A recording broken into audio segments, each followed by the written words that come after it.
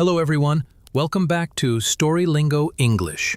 Today, we begin the story of a man who lived hundreds of years ago, but somehow, his ideas still feel like they belong to the future. His name was Leonardo da Vinci. This is the story of curiosity, imagination, and a mind that never stopped asking questions. Leonardo was born in 1452 in a small village near Vinci, Italy. It was a quiet place surrounded by green hills, olive trees, and flowing rivers. Life there was simple, but for Leonardo, it was full of wonder. From a very young age, Leonardo was different. While other children played games, he would sit quietly and watch the world. He would look at birds flying in the sky and ask himself, how do they stay in the air? He would watch water moving in a stream and wonder, why does it flow like that? He didn't just see things, he studied them. People around him didn't always understand. Some thought he asked too many questions.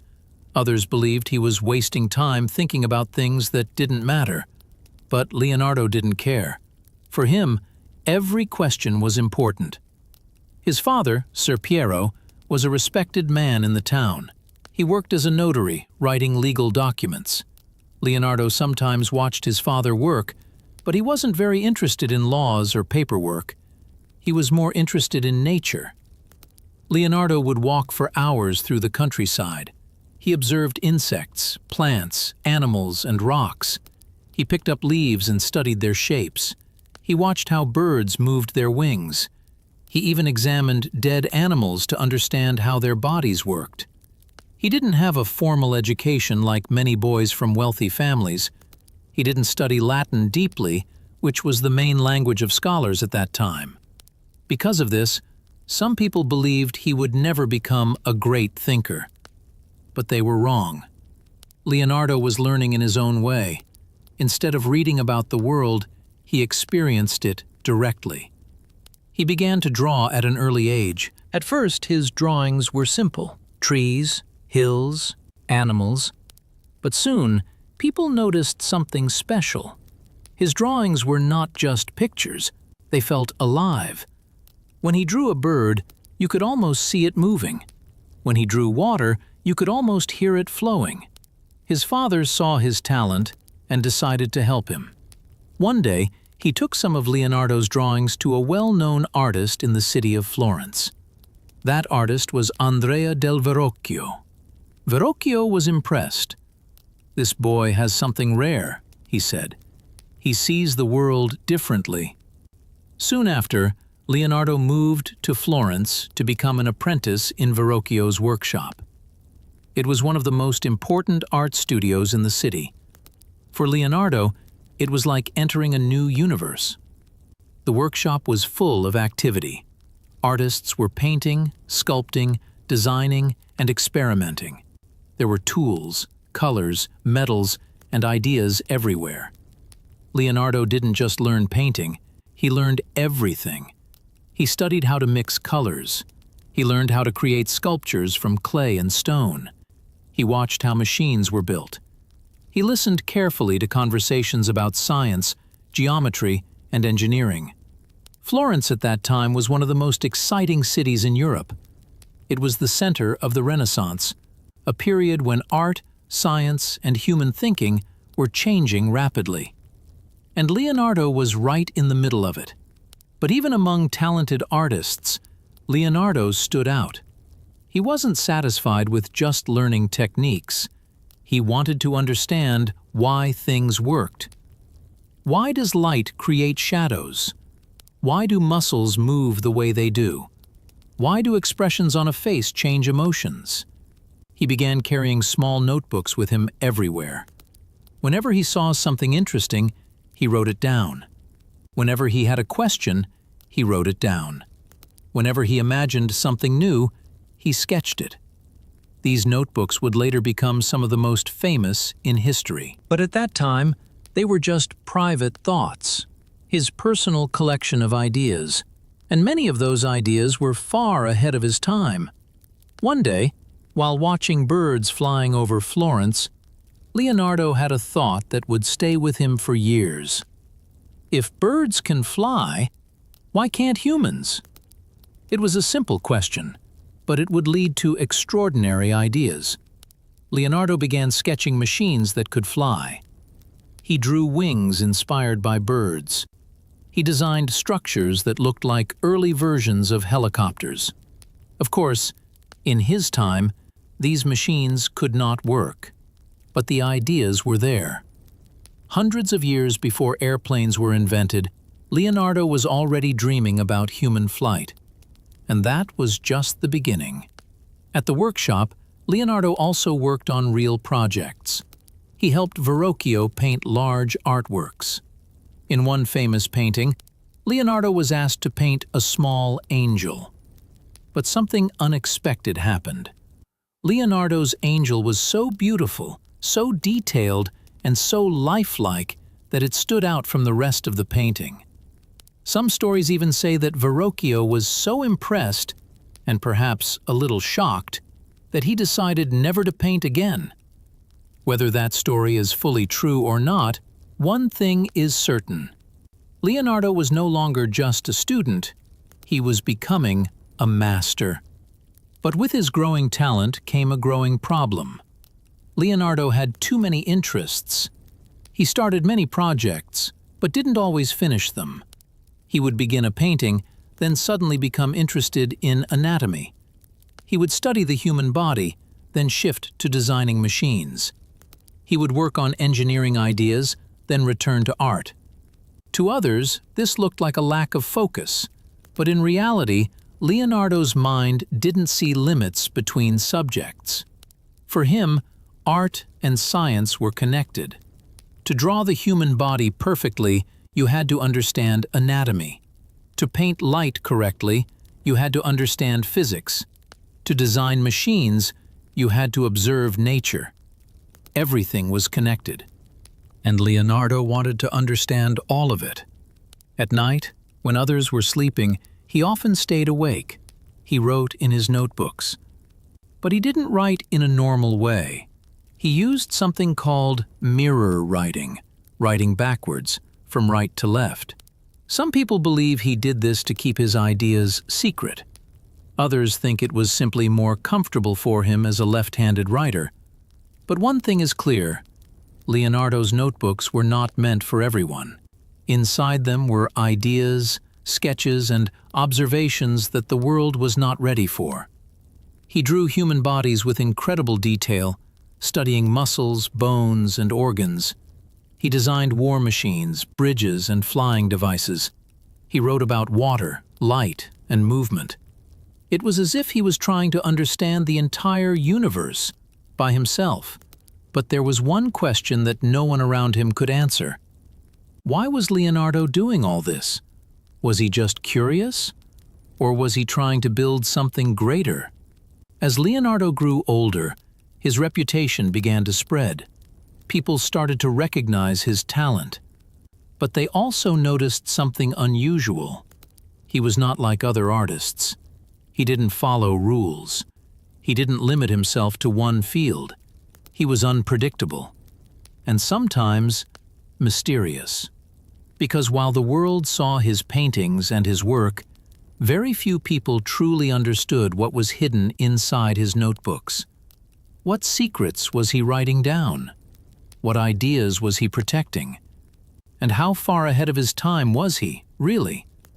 These questions would follow Leonardo for the rest of his life, and the answers were hidden in pages that few could read. After leaving Florence, Leonardo da Vinci arrived in the powerful city of Milan. It was very different from the peaceful countryside where he grew up. Milan was a center of politics, military power, and ambition. The city was ruled by Ludovico Sforza, a man who wanted to make Milan the greatest city in Italy. Leonardo knew that to succeed here, he had to present himself in a new way. So he did something surprising. Instead of introducing himself as a painter, Leonardo wrote a letter to Ludovico Sforza, describing himself as a military engineer. In the letter, he promised many things. He could design strong bridges. He could build powerful weapons. He could create machines that would help win wars. Only at the very end of the letter did he mention that he could also paint. This was not a small decision. It showed how Leonardo understood the world. He knew that rulers cared more about power than art. And it worked. Ludovico Sforza accepted him into his court. At first, Leonardo worked on engineering projects. He designed weapons, studied fortifications, and created ideas for military machines. But just like before, his mind did not stay in one place.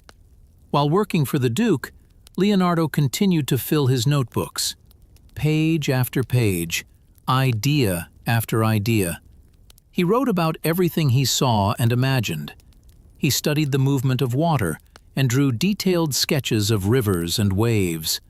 He examined the human body in secret, studying muscles and bones with incredible accuracy. He designed machines that looked like they came from the future. Some of his drawings showed flying devices with wings like birds. Others looked like early versions of tanks. Some even showed ideas similar to modern helicopters. At that time, such ideas were almost impossible. Technology was not advanced enough. But Leonardo was not thinking about what was possible now. He was thinking about what could be possible someday. And that made him different from everyone else. In Milan, Leonardo also began working on one of his most famous masterpieces, The Last Supper. It was a large painting on the wall of a monastery dining hall. The painting showed the moment when Jesus tells his disciples that one of them will betray him. But Leonardo did not paint it like others would. He studied human emotions deeply. Each person in the painting reacts differently. Shock, anger, confusion, fear. Leonardo spent a long time observing real people. He watched how faces changed during conversations. He studied how emotions moved through the body. He wanted the painting to feel real. And it did. When people saw The Last Supper, they were amazed. It was not just a painting, it felt like a living moment frozen in time. But while the world admired his art, something else was happening quietly. Leonardo's notebooks were growing, and they were becoming more unusual. He was not just writing ideas, he was recording knowledge that few others understood. He wrote in mirror writing, backwards, from right to left. If someone tried to read it normally, it would look like a secret code. Why did he do this? Some believe he wanted to protect his ideas. Others think he simply preferred writing that way. But there is another possibility.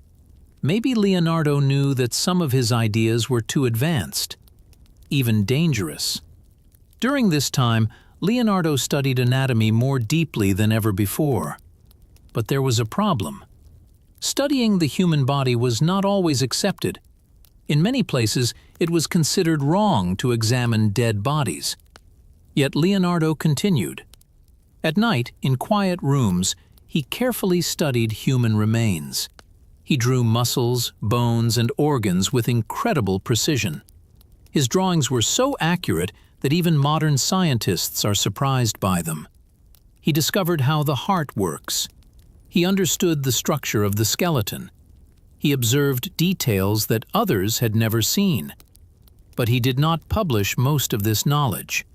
He kept it in his notebooks, hidden. At the same time, he continued to design machines. One of his most fascinating ideas was a flying machine. He carefully studied birds, the way they moved their wings, the way they balanced in the air. Then he tried to copy nature. His designs showed large wings that a human could control. He imagined a person flying through the sky.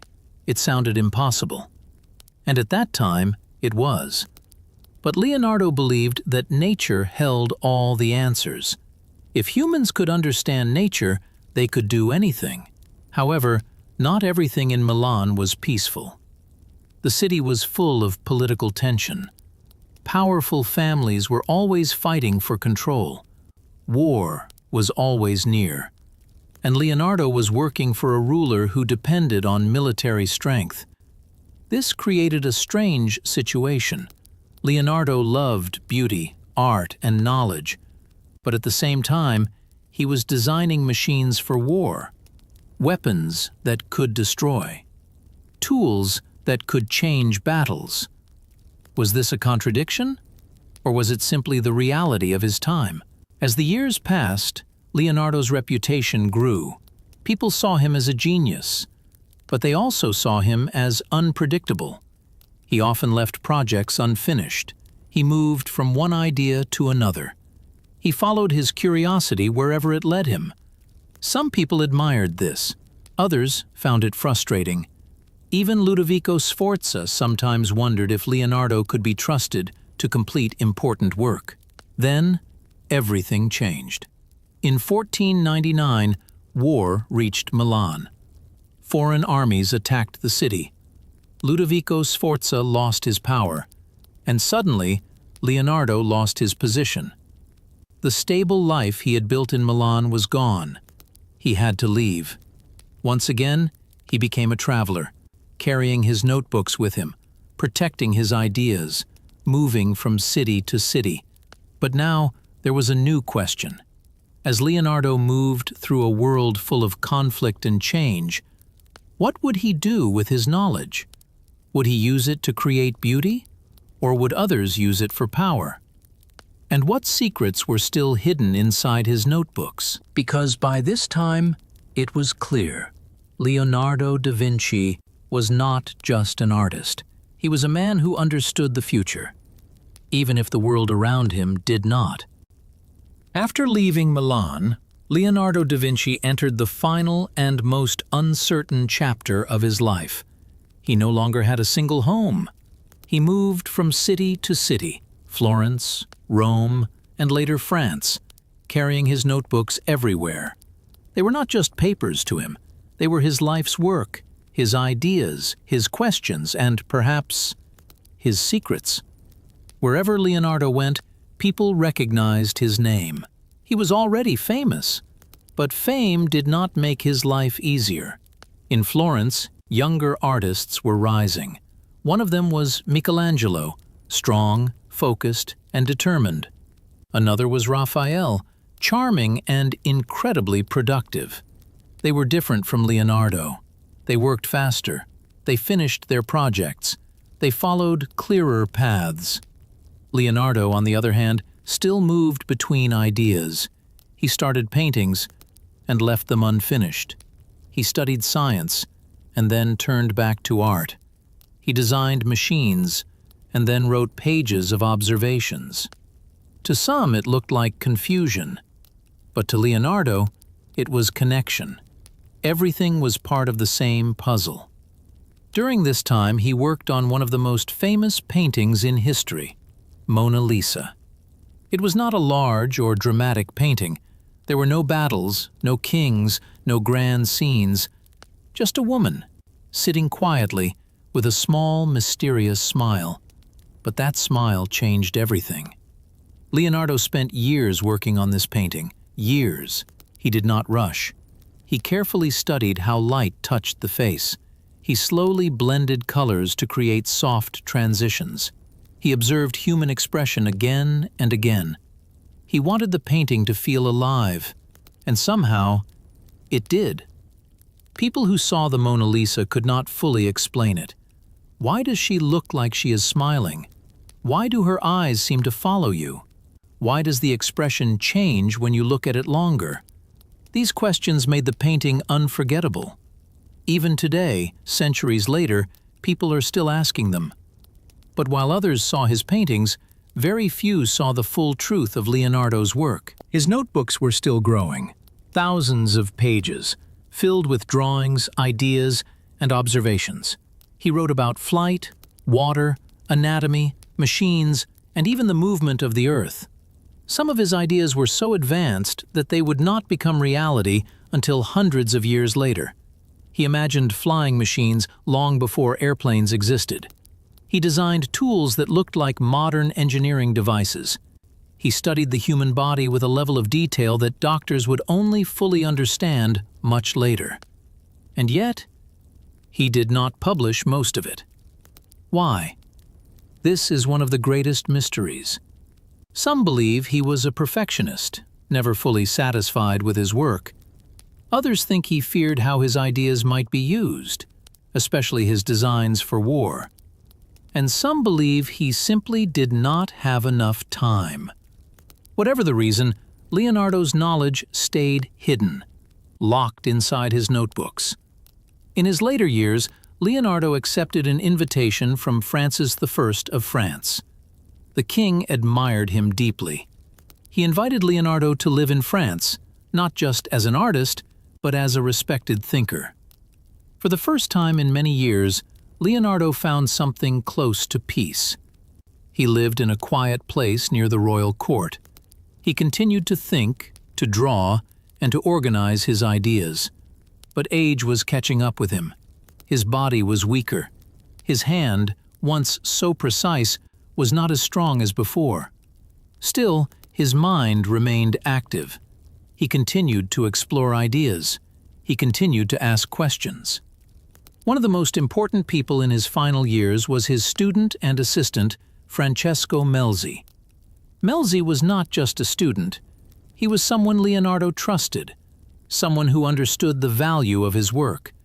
Leonardo shared his notebooks with him, page by page, idea by idea.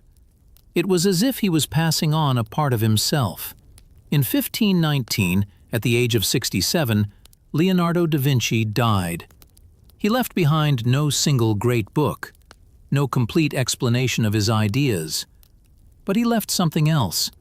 Thousands of pages of notes, sketches, questions, dreams. After his death, his notebooks were not immediately understood. They were scattered. Some were lost.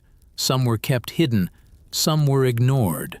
For many years, the world only remembered Leonardo as a painter, the creator of the Mona Lisa and the Last Supper.